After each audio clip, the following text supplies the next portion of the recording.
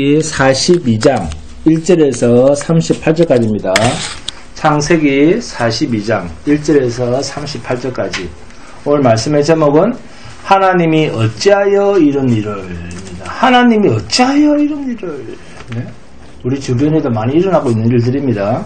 하나님이 어찌하여 이런 일을. 창세기 42장 1절에서 38절. 다 찾았죠? 함께 봉독하도록 합니다. 시작. 그때에 야곱이 애굽에 곡식이 있음을 보고 아들들에게 이르되 너희는 어찌하여 서로 바라보고만 있느냐. 야곱이 또 이르되 내가 들은즉 저 애굽에 곡식이 있다 하니 너희는 그리로 가서 거기서 우리를 위하여 사오라. 그러면 우리가 살고 죽지 아니하리라 하며 요셉의 형 10사람이 애굽에서 곡식 사려고 내려갔으나 야곱이 요셉의 아우 베냐민은 그의 형들과 함께 보내지 아니하였으니 이는 그의 생각에 재난이 그에게 미칠까 두려워함이었더라. 이스라엘의 아들들이 양식 사러 간 자 중에 있으니 가나안 땅에 기근이 있습니다. 때에 요셉이 나라의 총리로서 그 땅 모든 백성에게 곡식을 팔더니 요셉의 형들이 와서 그 앞에서 땅이 엎드려 절하며 요셉이 보고 형들인 줄 아나 모르는 채 하고 엄한 소리로 그들에게 말하여 이르되 너희가 어디서 왔느냐. 그들이 이르되 곡물을 사려고 가나안에서 왔나이다. 요셉은 그의 형들을 알아보았으나 그들은 요셉을 알아보지 못하더라. 요셉이 그들에게 대하여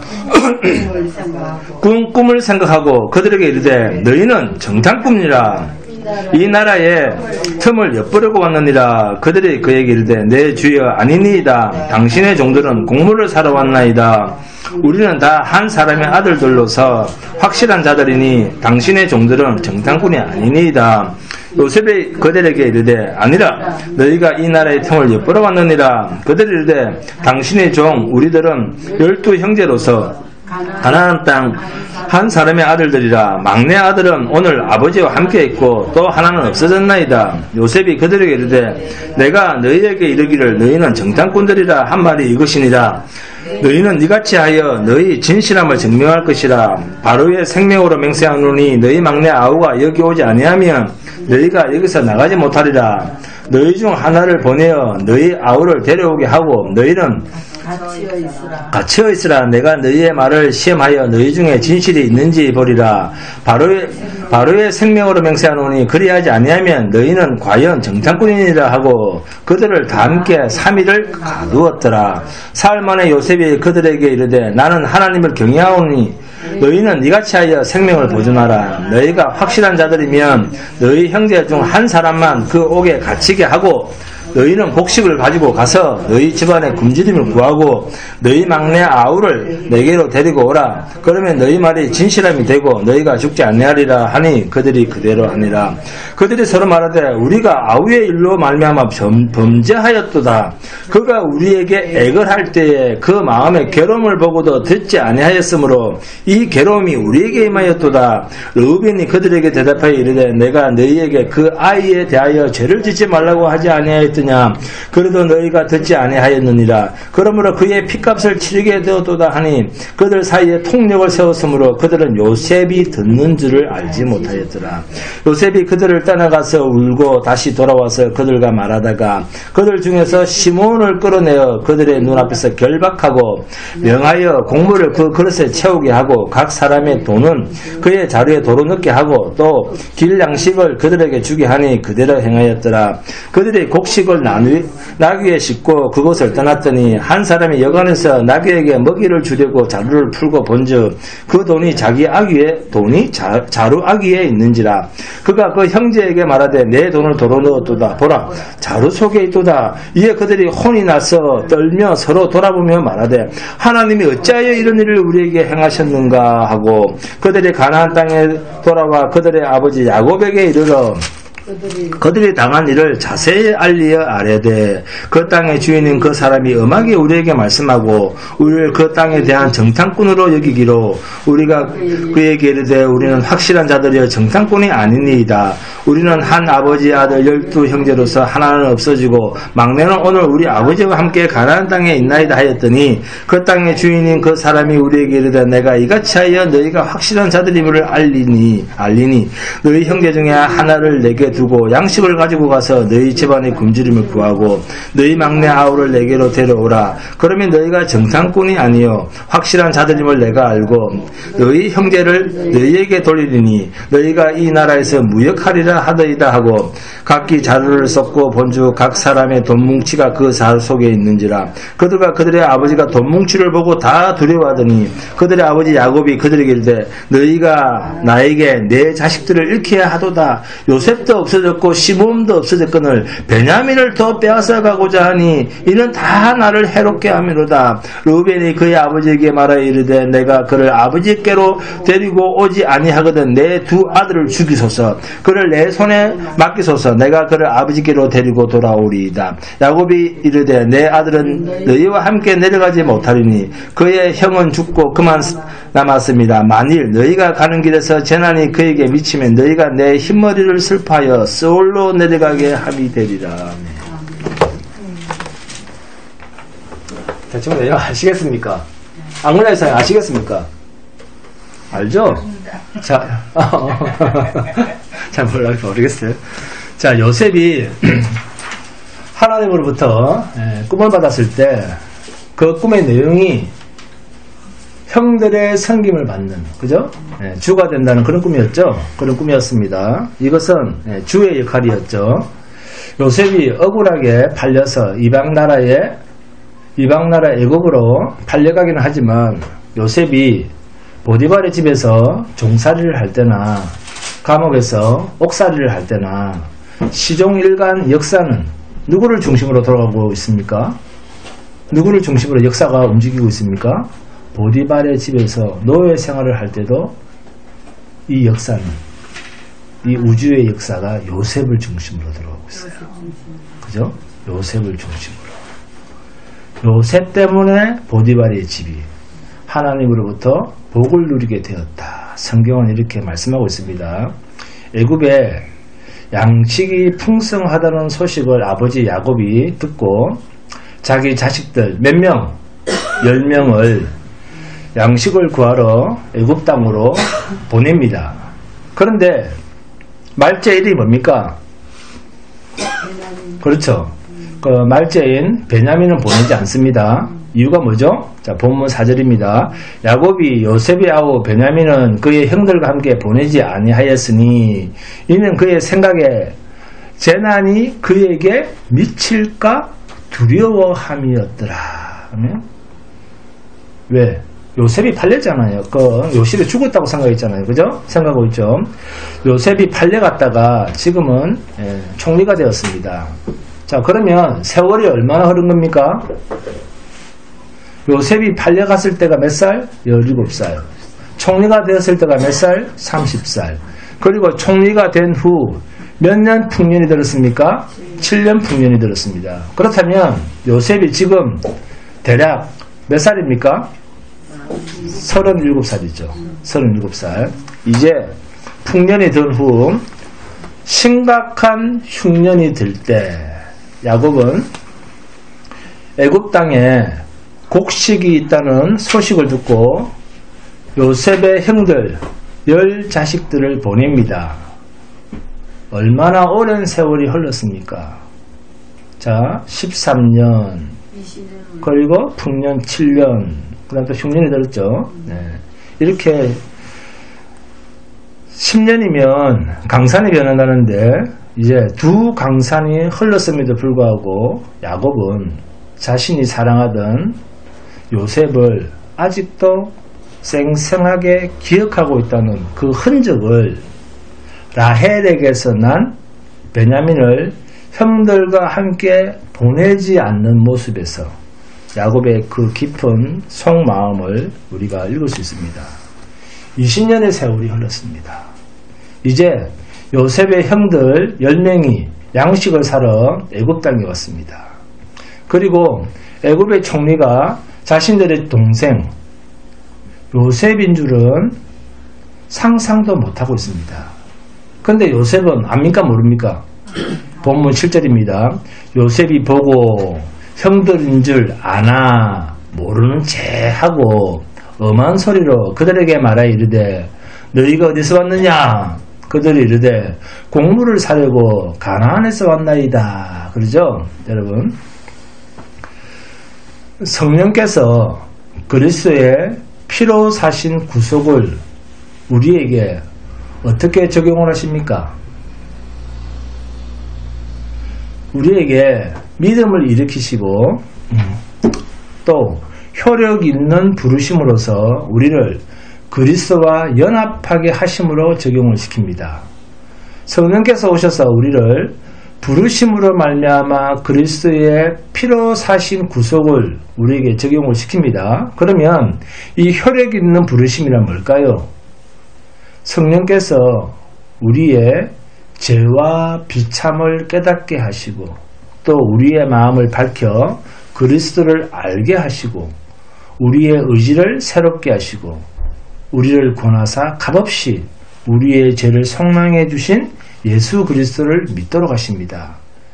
예수 그리스도를 어떻게 믿도록 합니까? 예수 그리스도를 어떻게 믿게 하죠? 먼저 우리의 죄와 비참을 깨닫게 하시는 것이 효력 있는 성령의 부르심입니다. 그러니까 예수를 믿는다 하는 것은 항상 뭘 알아야 된다? 나는 죄인입니다. 그리고 예수가 내 죄를 대신하셨습니다 하는 것을 깨달아야 됩니다.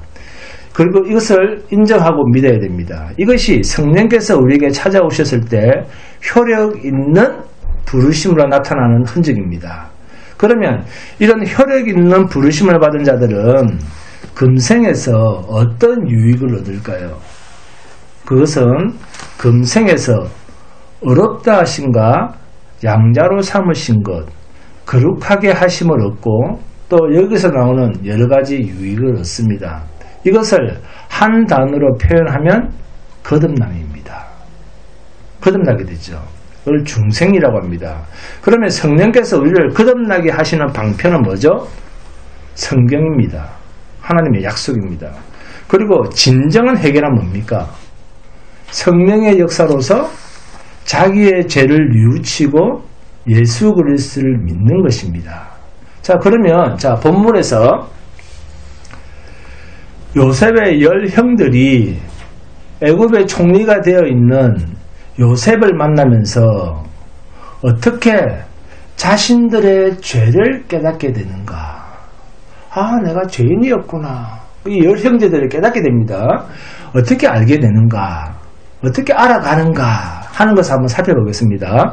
요셉은 형들을 바로 알아보지만 이들로 하여금 자신들의 죄와 비참함을 철저하게 알도록 자신의 동생 요셉인 것을 알리지 않고 3일 동안 감옥에 가두기도 하고 또 10형제 중에 누구를 가둡니까?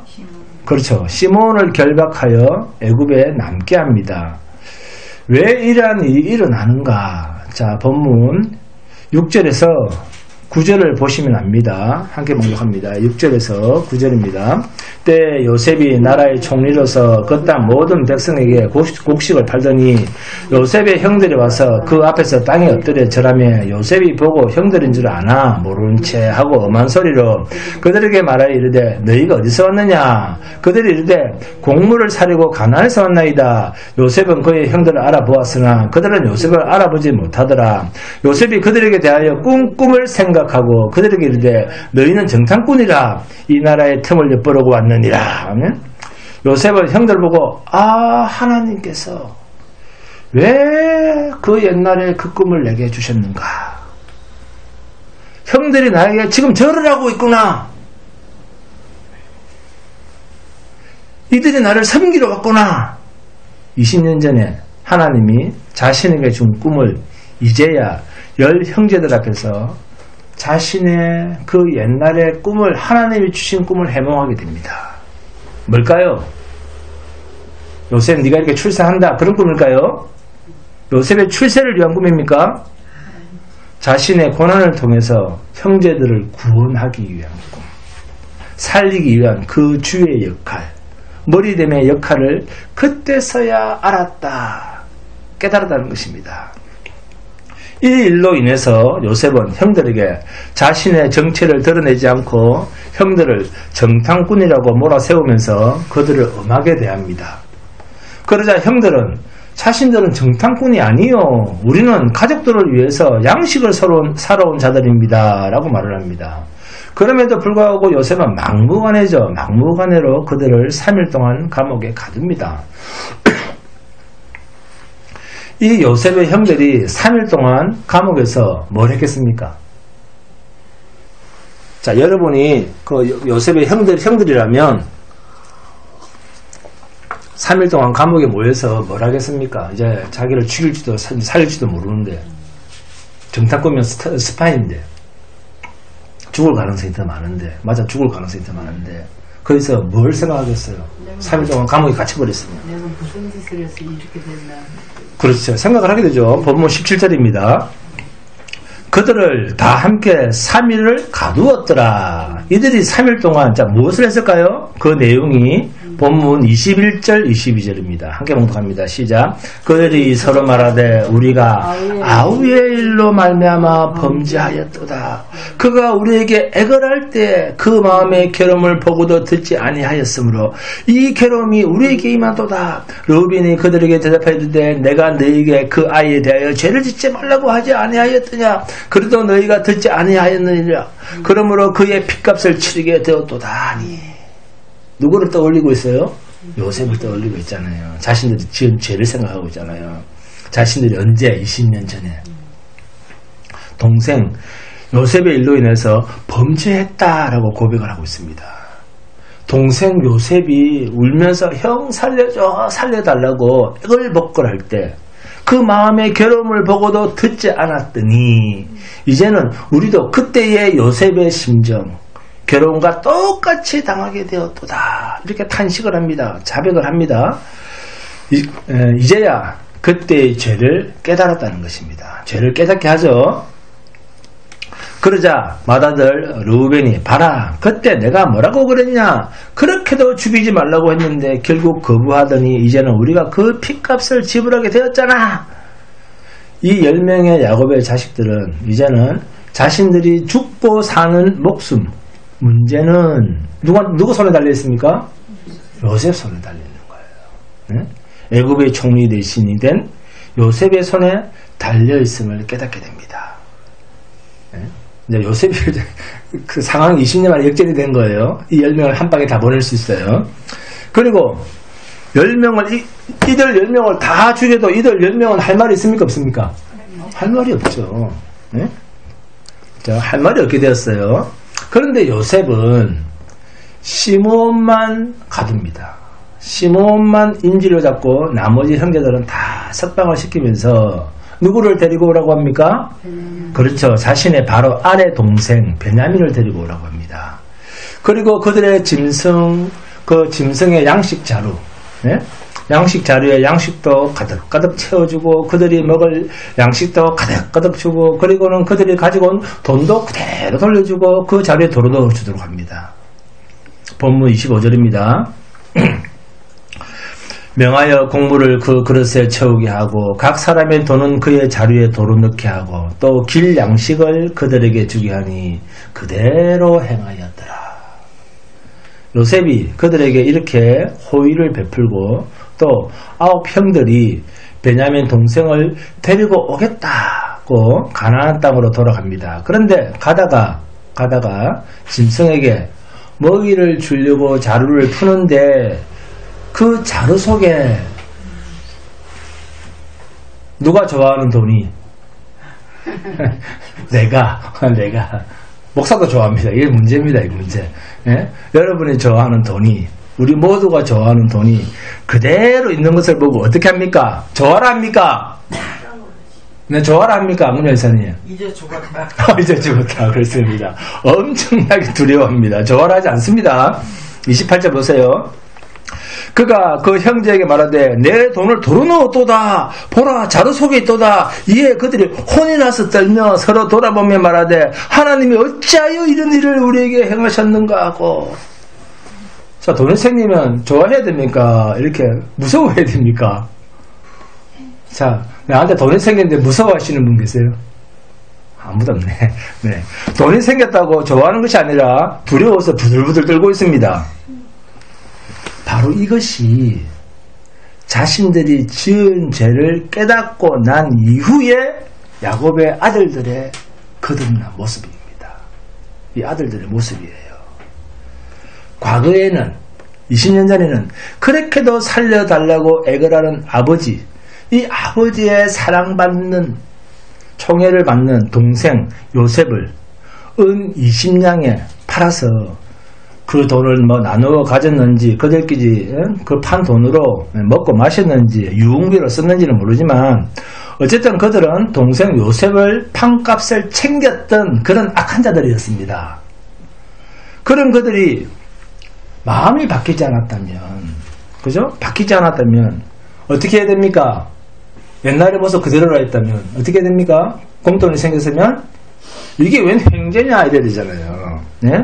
이게 웬 횡재냐 그래야 되는데 지불했던 돈도 받고 양식도 받았고 얼마나 대단합니까? 그런데도 벌벌 떨고 있습니다. 두려움을 느낀 것입니다. 이것이 이들이 달라진 모습입니다. 본문 35절, 36절 함께 봉독합니다. 시작. 각기 자루를 쏟고 본즉 각 사람의 돈뭉치가 그 자루 속에 있는지라.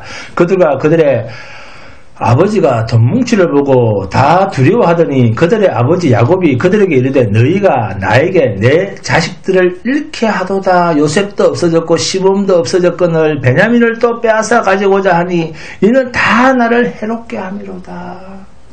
이제는 아버지 야곱조차도 두려워하고 있습니다.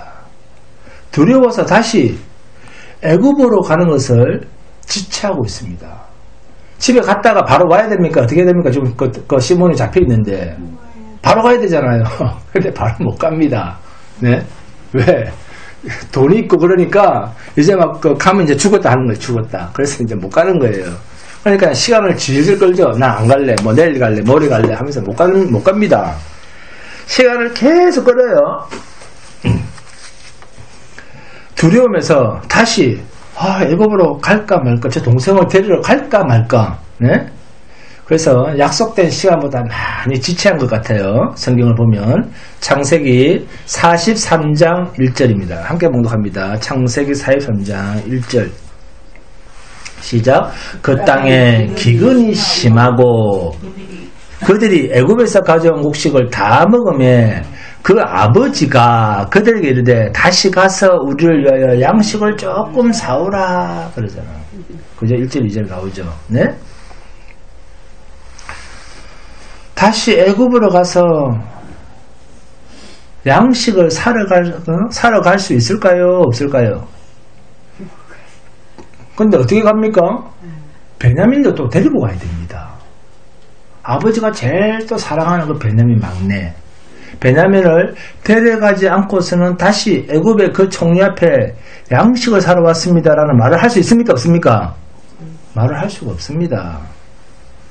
아직도 흉년이 끝나려고 하면 5년이나 남았습니다. 이제는 굶어 죽든지 아니면 아무리 사랑하는 아들이지만 베냐민을 데리고 가도록 허락을 받든지 이제 둘 중 하나예요. 진퇴양난에 빠졌습니다. 그래서 창세기 43장 14절을 보시면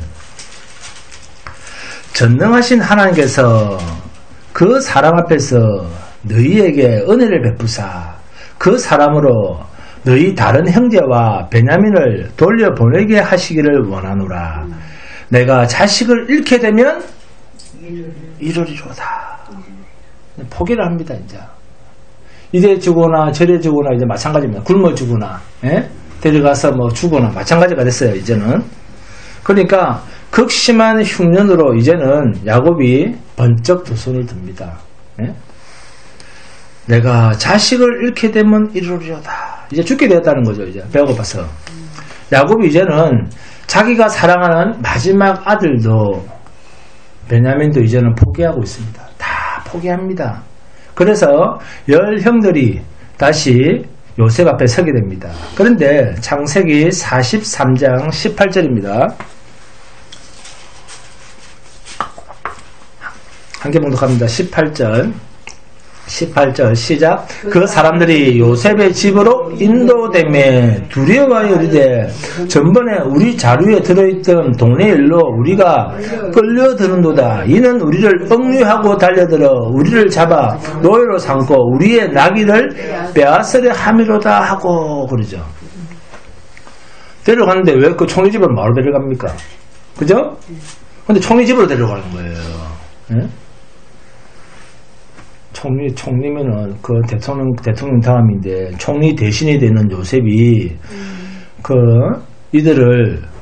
자신들을 총리 집으로 오도록 한 것에 대해서 그들은 심히 떨며 놀랍니다. 상상도 못하죠. 예? 그것도 이방 나라 사람이 왜 놀랍니까? 왜요? 자신들의 처지, 자신들은 거지잖아요. 어두러운 거지잖아요. 살은. 그들의 처지랑은 완전히 다른 분에 넘치는 지금 대접을 받고 있어요. 총리 집에. 네? 설마 그런 대접을 받으려고는 꿈에도 생각하지 못하고 아마 2년 전에 우리를 돌려보낼 때 자루에 있던 돈 때문에 이제는 우리를 그걸 핑계 삼아서 억류하고 우리를 노예로 삼고 우리가 가져온 모든 것들 나귀도 빼앗고 우리를 돌려보내주지 않으려고 아마 우리를 볼모로 잡으려고 하는가 보다. 그렇게 두려워하고 있습니다. 벌벌벌 떨고 있어요. 그런데 요셉은 한 번 더 이 형제들을 시험합니다. 베냐민의 곡식 자루에 요셉이 가장 애지중지하는 은장을 놓고 요셉이 그들을 가나안 땅으로 돌려보냅니다. 그리고는 그들을 뒤쫓아가서 요셉은 그들을 다시 잡아오게 하죠. 그러자 형제들이 어떻게 합니까? 서로 핑계를 대거나 베냐민 니만 잡혀있어라 그렇게 하지 않고 어떤 모습을 보이죠? 차라리 우리 모두를 볼모로 잡으십시오. 우리가 어떤 처분을 받아도 우리는 할 말이 없습니다. 요셉의 형들이 완전히 달라졌어요. 네? 사실 정확하게 말하면 요셉이 꾸민 일이잖아요. 네? 의도적으로 벌린 일이잖아요. 형들이 도둑질한 게 아니잖아요. 그럼에도 불구하고 형들은 서로에게 책임을 떠넘기지 않습니다. 요셉은 이제 형들이 어떻게 변했는지 어떤 마음의 자세인지 이렇게 확실하게 확인을 합니다. 창세기 44장 16절 함께 공독합니다. 44장 16절 시작. 유다가 말하되 우리가 내 주께 무슨 말을 하오리까? 무슨 설명을 하오리까? 우리가 어떻게 우리의 정직함을 나타내리까? 하나님이 종들의 죄악을 찾아내셨으니 우리와 이 잔이 발견된 자가 다 내 주의 노예가 되겠나이다. 우리 모두가 당신의 종이 되어도 할 말이 없습니다. 이렇게 자기의 죄를 깨닫고 죽어도 할 말이 없습니다. 라고 하는 이러한 모습이 나오기까지 요셉은 이 형들 앞에서 자신이 누구인가를 알려주지 않고 모른 채 하면서 이 형들을 계속 몰아세웁니다. 유다의 이러한 제안에 대해서 요셉이 어떻게 합니까? 그래 너희들 전부 내 종이 돼. 그러면 좋겠는데 그렇게 하지 않습니다. 여러분은 어떻게 하겠습니까? 너 이제 죽었어 그랬습니다. 저 베냐민만 내 종이 되고 나머지는 다 당신들의 고국으로 돌아가시오 그럽니다. 자 그러면 아버지 야곱이 제일 사랑하는 베냐민만 종으로 잡히고 시몬은 이제 풀려나고 나머지는 다 그들의 고국으로 돌아간다고 합시다. 어떻게 되겠습니까? 네? 제일 사랑하는 베냐민을 아버지가 제일 사랑하는 베냐민을 남기고 나머지는 다 그냥 집으로 돌아갔다. 그러면 집에 돌아가고 나는 이후에 그 집에서는 무슨 일이 생기겠습니까? 지금 아버지 야곱은 나이가 몇 살쯤 됩니까? 130살 가까이 됩니다. 어떻게 되겠습니까? 그러면 고령의 아버지 야곱이 요셉은 이제 죽은 줄 알고 있고 그죠?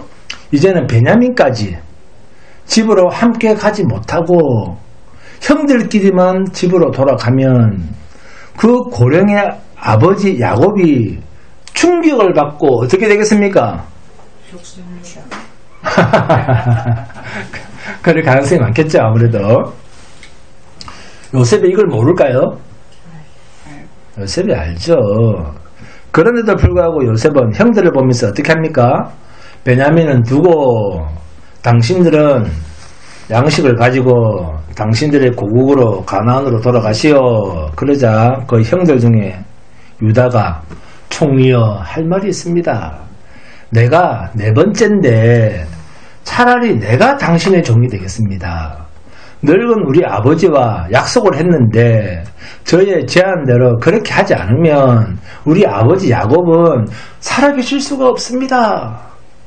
저의 간청을 제발 좀 들어주십시오. 자, 창세기 44장 30절에서 34절 함께 봉독합니다. 창세기 44장 30절부터 시작. 아버지의 생명과 아이의 생명이 서로 하나로 묶여 있거늘 이제 내가 주의 종 우리 아버지에게 돌아갈 때 아이가 우리와 함께 가지 아니하면 아버지가 아이의 없음을 보고 죽으리니 이같이 되면 종들이 주의 종 우리 아버지가 흰머리로 슬퍼하며 스올로 내려가게 함이니이다. 주의 종이 내 아버지에게 아이를 담보하기를 내가 이를 아버지께로 데리고 돌아오지 아니하면 영영이 아버지께 죄짐을 지리이다 하였사오니 이제 주의 종으로 그 아이를 대신하여 머물러 있어 내 주의 종이 되게 하시고 그 아이는 그의 형제들과 함께 올려보내소서. 그 아이가 나와 함께 가지 아니하면 내가 어찌 내 아버지에게로 돌아갈 수 있으리까.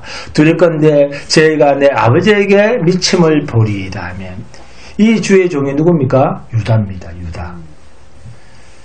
애굽의 총리 대신이 된 요셉이 자기 동생인 줄도 모르고 총리 앞에서 자기 아버지와 약속한 것을 내가 이행하기 위해서 내가 이 동생 베냐민을 두고 우리끼리만 올라간다면 아버지가 죽으리니 이렇게 해서는 안 됩니다. 나의 간청을 들어주소서. 나를 당신의 종으로 쓰시고 이 아이 베냐민은 형제들과 함께 집으로 돌아가게 해주십시오. 재밌죠? 창세기 45장 봅니다. 창세기 45장 1절에서 5절입니다. 이때 어떤 일이 벌어지는지 봅니다. 1절부터 시작. 요셉이 시종하는 자들 앞에서 그 정을 억제하지 못하여 소리질러 모든 사람을 자기에게서 물러가라 하고 그 형제들에게 자기를 알리니 그때 그와 함께한 다른 사람이 없었더라. 요셉이 큰 소리로 우니 애굽 사람에게 들리며 바로의 궁중에 들리더라. 요셉이 그 형들에게 이르되 나는 요셉이라. 내 아버지께서 아직 살아 계시니까. 형들이 그 앞에서 놀라서 대답하지 못하더라.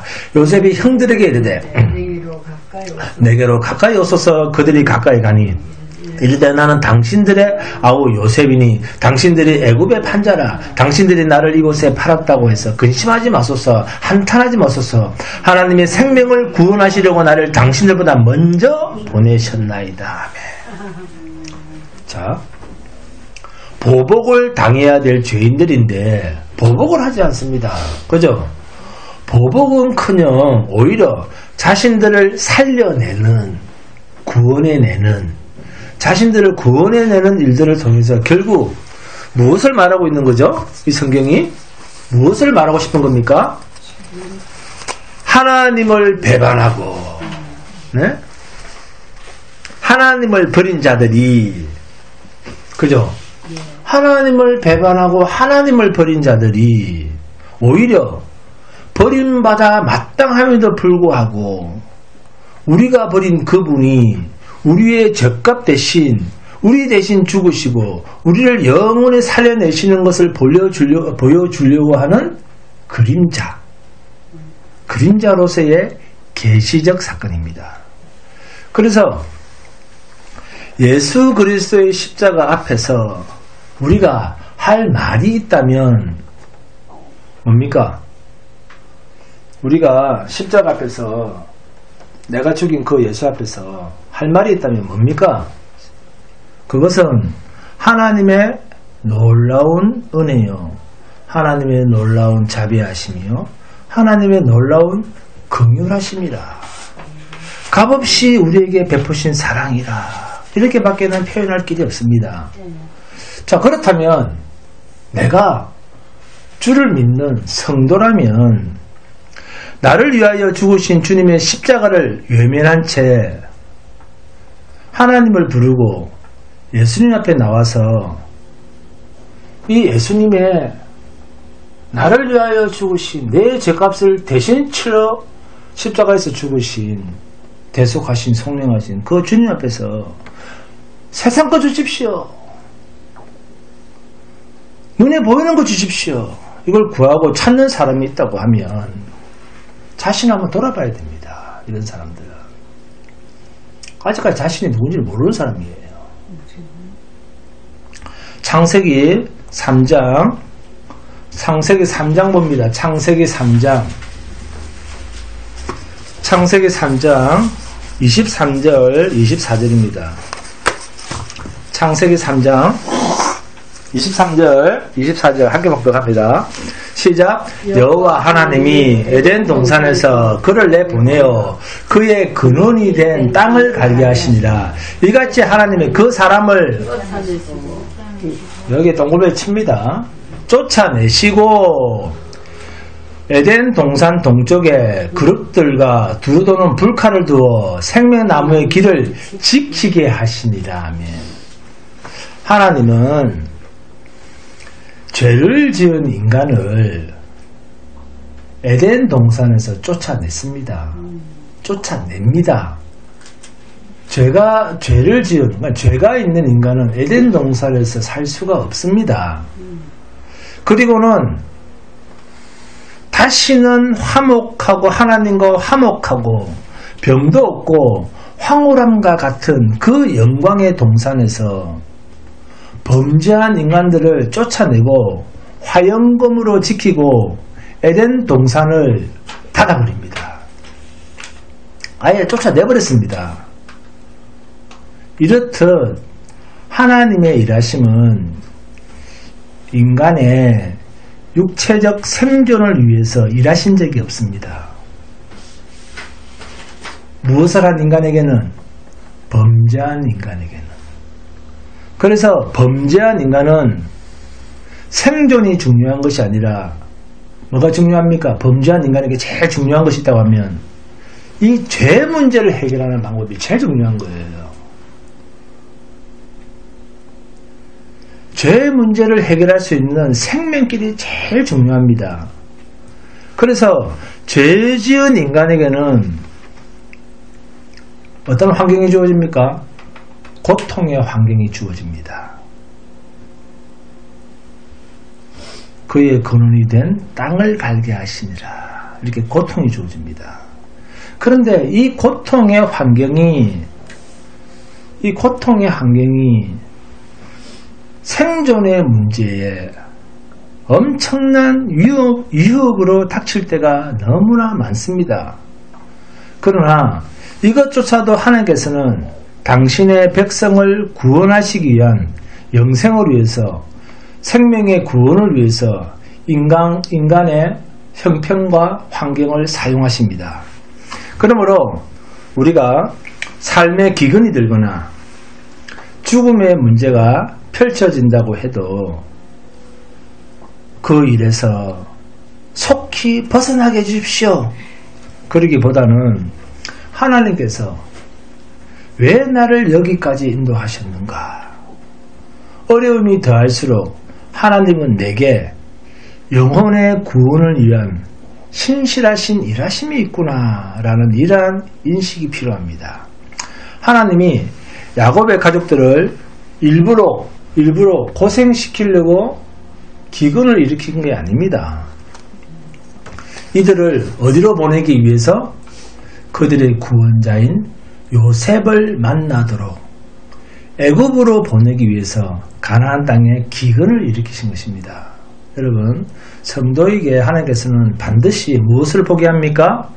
자신의 죄와 그 죄로 말미암는 비참을 보게 하십니다. 그래서 하나님께서 베푸시는 은혜가 얼마나 만극한가를 깊이 알도록 하십니다. 예수 그리스도의 십자가는 나의 죄와 나의 비참을 생생하게 알게 하는 거울입니다. 가나안 땅의 기근으로 인해서 양식이 잘 저장되어 있는 애굽 땅에는 양식이 있다는 소식을 야곱이 듣고 자식들을 애굽으로 보내죠. 그렇게 양식을 구하기 위해 애굽 땅으로 온 형들에게 형들을 맞이하는 요셉의 마음은 찾아온 형들과는 전혀 다릅니다. 요셉의 형들은 어떤 마음으로 옵니까? 자신들의 생존을 위한 양식만 구하면 됩니다. 자신의 생존을 위한 양식만 필요하다는 거죠. 육체적 양식만 필요합니다. 그러니까 생존의 문제에만 급급해 있습니다. 생존의 문제만 해결되면 더 바랄 것이 없다는 생각으로 살아온 사람들입니다. 그런데 요셉은요, 그러한 생존의 문제보다는 더 깊은 관심이 있습니다. 이 형들에게 진정한 복을 주자. 하나님의 복을 전달해 주는 일이었습니다. 그래서 그들에게 무엇을? 자신들의 악한 행동, 자신들의 악함을, 죄를 생각나게 한 것입니다. 우리가 예수님을 만나는 것도 이와 같습니다. 많은 사람들은 각자 자신의 세상살이, 각자 자신의 삶의 문제에만 거의 대부분의 사람들이 이 문제, 내 삶의 문제, 이것을 가지고 예수를 찾습니다. 그러나 어떤 환경, 어떤 형편에서 하나님을 찾든 제대로 하나님을 만난 사람은 눈에 보이는 이 세상 문제가 아닌, 생존의 문제가 아닌 영원한 문제에 걸려들게 되어 있습니다. 예수님은 그러니까 내가 예수를 버린 죄, 예수님은 자신을 버린 죄, 그러니까 동생을 버린 죄를 생각나게 한 것처럼 오늘 우리가 세상 것을 위해서 하나님을 찾고 예수를 불러도 결국 예수 그리스도를 십자가에 내어준 그 악한 죄가 우리 내 자신이라고 하는 것을 반드시 하나님은 깨닫게 하시고 고백하게 하십니다. 내가 교회로 하나님 앞으로 올 때는 기껏 어떤 문제로 맨 처음 들어옵니까? 생존의 문제로 들어옵니다. 생존의 문제. 세상에서 뭔가 잘 안 되는 문제를 들고 교회를 찾아왔지만 하나님께서는 예수 그리스도께서 우리를 만나 주시기 위해서 찾아오실 때는 반드시 생존의 문제가 아닌 생명의 문제입니다. 영원한 생명의 문제. 곧 죄의 문제를 생각나고 알게 하십니다.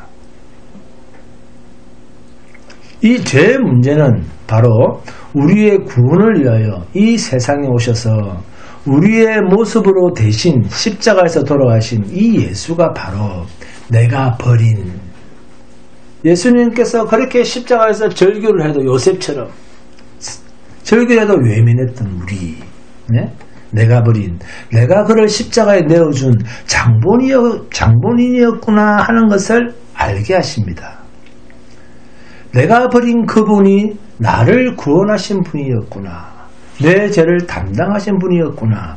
내가 그분을 십자가에서 죽였는데 그분은 나를 원수로 보복하지 않고 오히려 나를 영원한 생명으로 구원하셨구나. 이 만극한 은혜를 깨닫게 하시는 거예요. 그래서 사울 되었던 바울이 다메섹 도상으로 올라가다가 주님을 만났을 때 주님께서 사울아 사울아 누구 오니까? 이때 주님이 뭐라고 말씀합니까? 네가 핍박하는 예수다.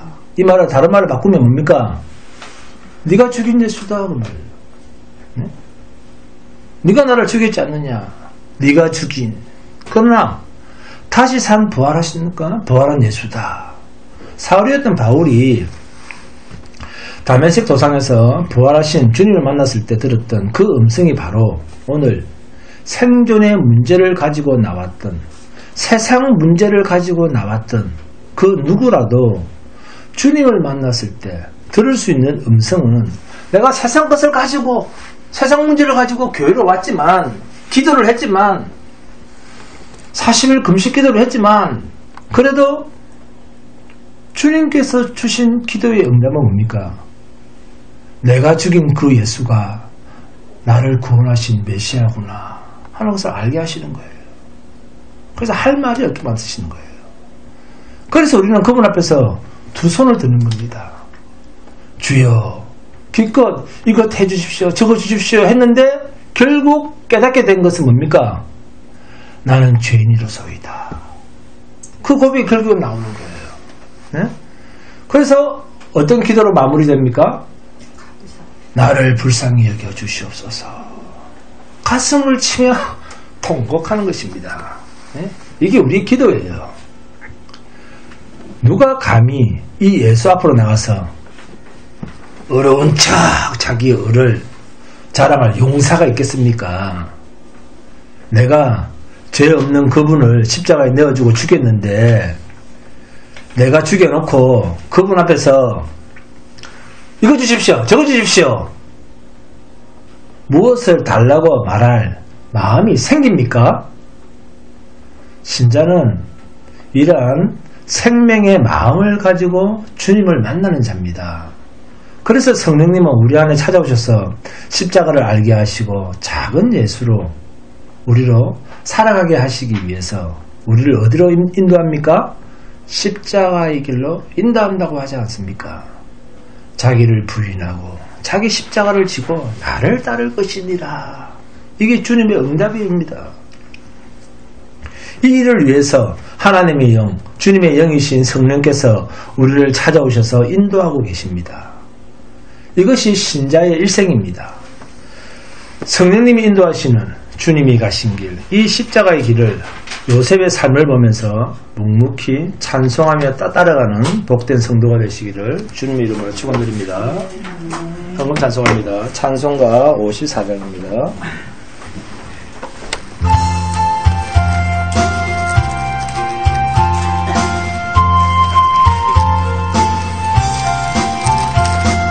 주여 복을 구하오니 편히 가게 하시고 사람마다 순례로 이기도록 하시고 광야 같은 세상에서 항상 인도하소서. 주의 복된 말씀 듣고 무한 감사합니다.